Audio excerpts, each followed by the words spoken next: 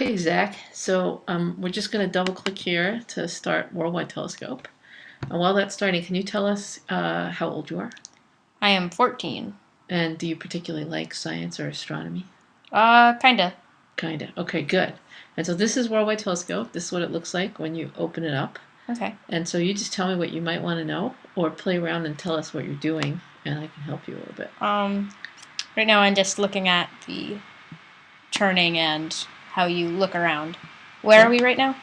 Well, you see down here, let me point for you. Down here in the lower right corner of the screen, it tells you what constellation you're in and how big the window that you have open is. So this is 60 degrees on the sky. That's 1/6 of the whole sky from the top to the bottom.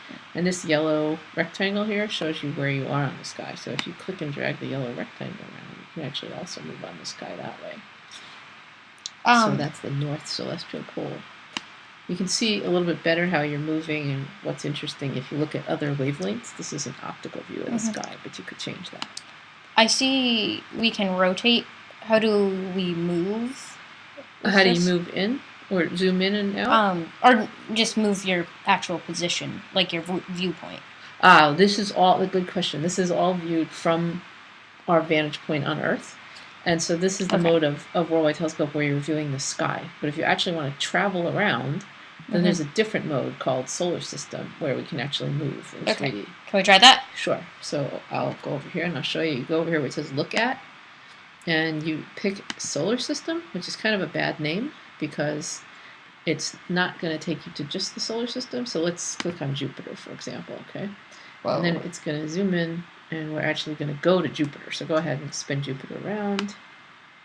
That's good. Clicking and dragging does the whole thing, and you can zoom in and out. So we're rotating around Jupiter right now? Right. And is this its moon? Those are its moons, exactly. And if you'd like to see Jupiter and its moons move with time, you can click on, I think it's View, up here. Here it is. And then you see we're in real time now, but if you click this double arrow green button several times, that's 10 times real time, 100 times, 1,000 times. Oh, so there it goes. And so now there's Jupiter rotating, and the moons are moving really slowly. And if you make it go even faster, then you can start to really see the moons move, and you can even see the shadow of the moons on Jupiter, and you can look at it. You can tilt it down if you want. Just click and drag. There's another thing in Worldwide Telescope called tours. And if you wanted to know more about Jupiter, there are tours that explain, like Galileo's observations of Jupiter and things like that. But so do you want to go further out in the universe? Beyond the solar system? Yeah, pause time. That's good. So just do zoom out. And this computer is a 2-finger drag. Yeah, there you go.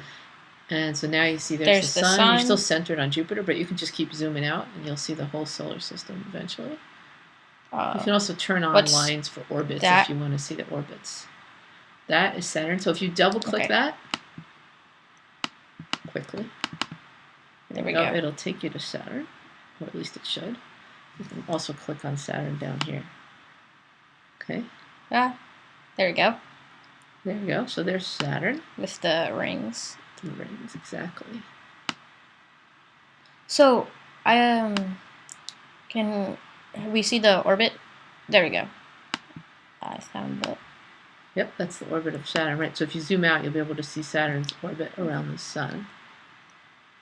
To zoom way out, because Saturn's pretty far. So you can see how many, this is how many astronomical units is the scale from the top to the bottom now. So that's 26, I think it says, astronomical units, which is 26 times the distance from the Earth to the sun. What does the fading of the lines mean? Oh, is that just the direction it's going? Right, so it's sort of showing you that it's going from the fainter to the brighter direction.